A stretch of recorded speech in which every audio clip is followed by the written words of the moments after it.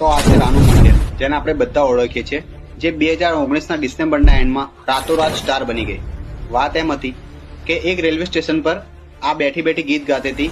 ત્યાં એક કોલેજના છોકરાની નજર એના પર જાય છે કે આ સુંદર ગાઈ રહી છે, અને કોલેજનો છોકરો એનો વિડીયો બનાવે છે અને સોશિયલ મીડિયા પર વાયરલ કરે છે.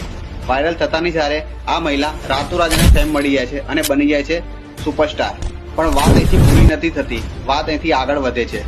સ્ટાર બન્યા પછી હિમેશ રેશમિયા નામનો દિગ્ગજ, આપણો ગુજરાતનું ગૌરવ, મ્યુઝિક ડાયરેક્ટર, સિંગર અને કલાકાર, આ હિમેશ રેશમિયાએ એને લોન્ચ કરી.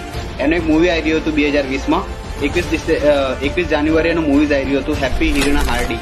એના એક સોંગ માટે એને આ મહિલાને એને અપ્રોચ કરી, એને સ્ટુડિયો પર લઈ ગયો, એને ગીત ગવડાવ્યું તેરી મેરી, અને ગીત બ્લોકબસ્ટર ગયું અને રાતોરાત રાનુ મંડેલ સ્ટાર બની ગઈ. પછી થયું શું, પછી એની આગળ એને ફેમ મળ્યું. એને અલગ અલગ ટીવી શોઝમાં અને ઇન્ટરવ્યુઝમાં એ બધે એને બોલાવવામાં આવી અને ટીઆરપી બહુ ગજબ હાસિલ કર્યું અને એને પ્રસિદ્ધિ પ્રાપ્ત કરી.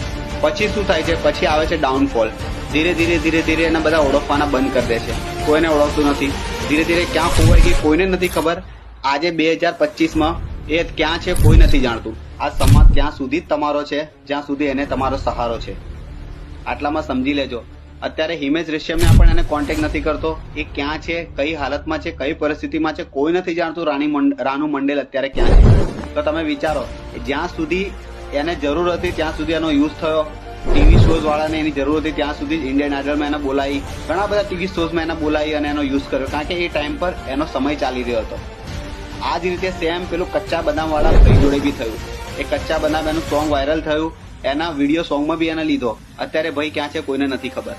તો વાત એટલી યાદ રાખજો કે જ્યાં સુધી તમારી જરૂર છે ત્યાં સુધી જ લોકો તમારા છે. તમારી જરૂરત ખતમ થઈ એટલે પૂરું.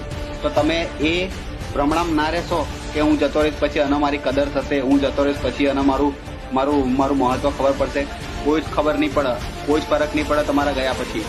તો તમારા પોતાના માટે જીવો, પોતાના માટે કંઈક કરો, ફેમિલી માટે કંઈક કરો.